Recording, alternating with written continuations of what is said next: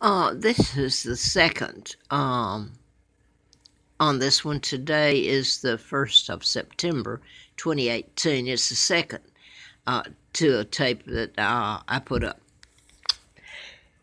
Excuse me. Anyway, I'm going to pick up there on Henry Kissinger.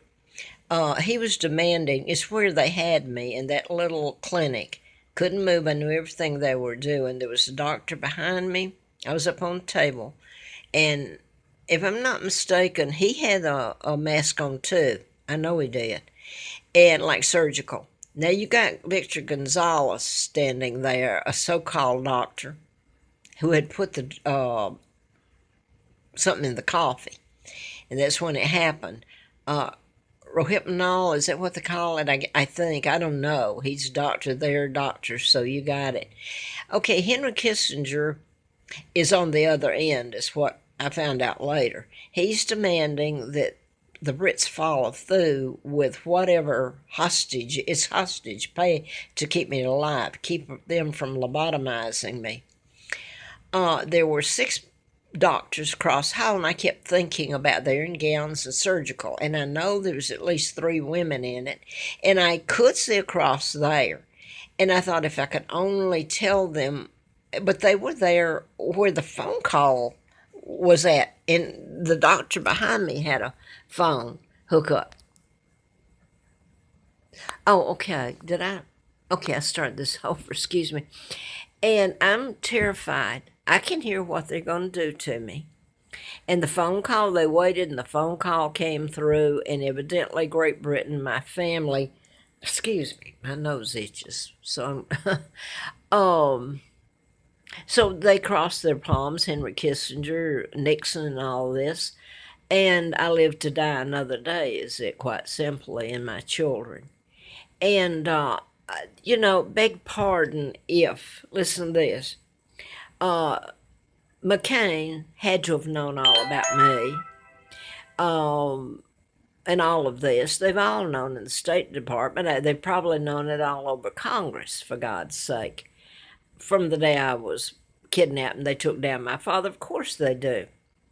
Not one word of the truth has been told. And Henry Kissinger, I hope that Donald Trump is good, okay? That's how I see him. So I wanted to add this, though. Donald Trump was uninvited to show up at the funeral of John McCain. McCain is a hero to everybody now. They've got it half flag out here, the flag. Um, he has to know all about me. He was in the Navy, and this gets into. I don't know who doesn't. It's the biggest secret. That's not a secret.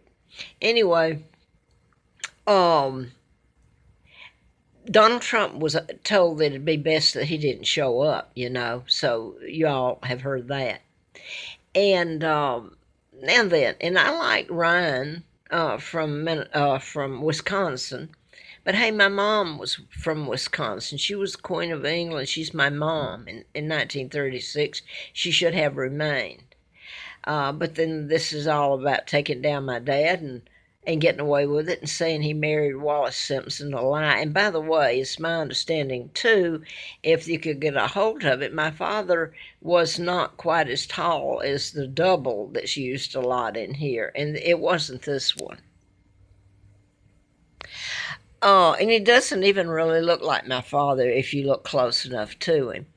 And anyway, what I'm saying is that Donald Trump couldn't go to McCain's funeral, and yet, guess who went? Henry Kissinger. And you got Obama, who's Illuminati, spent the night in Windsor Castle at little George's birthday. A couple of nights, took him a rocky horse. I've showed you the picture of Mark, my son, who's there after me, the real one, not Harry, not any of those. They're war criminals. Was on a little rocky horse. Of course, it was at a house that was Elizabeth wouldn't even put her foot in. You get the gist. But here, Obama is listed as on the Illuminati and Freemason. And who was the other one that was they invited? I can't remember, blanking him out, I think, whoever it was. Anyway, you get the gist of it. But what I really was going to put up there was what I just did about the tractor trailer and the hitting the Greyhound bus, and I'm sad that happened. I've been sad that all of it happened, but I find out that most people hate me. I've had some few people coming back from YouTube that have made good statements, and I think some of them finally would have been willing to help to the degree that they could, which is appreciated very much. Except I not sure I would get it, but the thoughts are good, and the fact that they try. And if enough people got together, this doesn't just concern me only. I should be important too. I'm trying to tell you about it, and mind control and programming and all this. So I'll leave it at that. I think there was something else I wanted to put up, but if it is, I can't remember it right now. I did put up what has happened to me in a couple of the, well, not a couple, in all of it where I've tried to live. I've been put to where I couldn't, penniless and a pauper, and when I got a place to live, it would be that they got to the maintenance and to the management or wherever, and quite frankly, my air has been poisoned. I'm allergic to chemicals, so I'm paying, and I want to read this to you if I have enough time right here. I put some up yesterday, and I had the papers to back it up on those, but this has been ongoing. Nobody's been brought into court and made to testify under oath. If you got a few of them up there, they're going to spill their guts because there ain't no way it's not true. Back in '06, I believe it was, Terry actually did a little map to show the homeless assistance how to get out on Mountain Pass Road and where I was camped. I'd lived on the Appalachian Trail to have a place to live. So they kind of scared me to death. I was back in there, and here Terry had actually given them a map to me. So they came out, and they helped me get into Edinburgh. It's a HUD, and that's the date up there. Now then, when I got there, listen to the name Edinburgh, because a lot of this is like Moonraker and all that associated with the real monarch, or with, well, you get the gist, with the Queen of England or the King. Now, this is this many years later, and it's had me just like at Scott Hill that I've just been putting up here about 2 weeks ago and 3. Well, I'd been there before, and there they had come after me and actually got a few things together that weren't bad, since I hadn't kept without anything, even clothes, really, truly. And so it turned into a fiasco, though, with black mold all over everything, and I wasn't meant to stay there. You got your maintenance that's in on it, and they can make your life hell when there's no repercussions for them. In fact, if people think they can get away with it, they benefit from it, they suddenly hate my guts and, hey, go get her. And that's been true throughout all this. Now, I left and went back. They called me and said, well, if you come back, we fixed it. Well, that was a lie. So it was a 1-month lease, which they would tell you that there's not supposed to be. So HUD law has been broken in all this, the federal law, HUD, but every step of the way. So when I started to leave, or before then, I was told by the woman who got it together, it worked for them briefly. She said, no, I went out and bought this. Not bought it. She went and asked personally people for the furniture she put in there and the goods. And like I said, it wasn't bad at all. That wasn't. It was the fumes and the black mold, and it was all over out there. Pets had died, and HUD had just been out there. So I'm going to make a long story short. They tried to tell me when I insisted I was leaving and went back the second time. They said, well, you're breaking the lease. I said, well, you gave me a monthly lease, which I thought was odd with HUD. And finally, after all this, and I left in good standing, I gave another notice and left and had all these videos, which I turned over to the management company. And they went in right after then and put in almost new digital air conditioning after I left. And then I also got the copy of the monthly lease, not a yearly, that I had signed. Oh, so this time I'm fast forward telling you what. Okay, the thing was that I was told by the woman that worked for them, coordinator, back in 2015, June, July, that that the furniture was mine. Well, I didn't have anywhere to put it. Take it, when I left. But the management said, no, it belongs here, stays here. So I left it. So now here, Richfield, I'm going to bring them in again since I put this up on one of the where Sizer, on that letter from Sizer, he used it against me. Richfield, which is beautiful. And evidently they treat everybody but me with respect and everything. But my experience there was, it was so pretty, and I loved it, and I hung on as long as I could. But I'm being forced to breathe poison air. I'm allergic to chemicals. This has all been so orchestrated. And there was nurses there, and I ended up going to the emergency room and from Richfield, and they stopped at urgent care, and it happened to be a doctor who specialized in chemicals. Over the doctors I've worked throughout the years and doctors I've gone to have never told me I was allergic to chemicals and had an autoimmune disorder. So when I'm around toxic fumes, I either have to leave, like turning the light on and then turn it off, you leave, or the person who owns the home or apartment or room has to fix it. So you get the gist here. So the people responsible for what's happening to me, law enforcement, can be good or bad. They get something on people to do good or bad to me. But here's one that is Edinburgh. That's the first HUD, HUD that I got. And Terry sent him out there with a little map he drew. And then the people complained because they helped me with a little bit of food. You should see how I tried to live, carrying water for miles. And, well, hopefully it'd be nice if everybody had to watch it. Anyway, it was odd. Rather than trying to help me, people wanted me just to get the hell out. And yes, they know who I am and what's happened to me.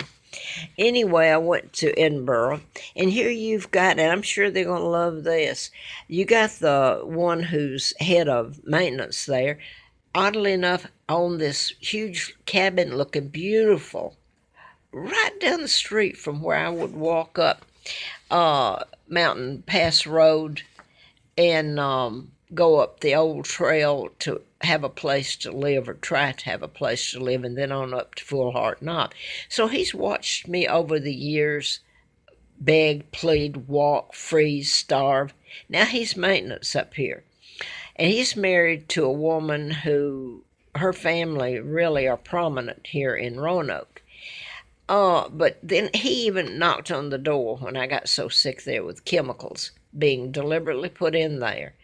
And they never meant for me to stay. And he said, he knocked at the door and he says, I don't mean to hurt you. And I thought, well, what do you think you're doing putting all this in here?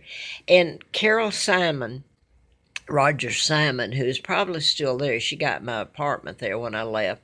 Her husband, I'll quote him again, he was a psychiatrist, her ex-husband in Seattle, Washington, said that I was paying for the crimes my family committed.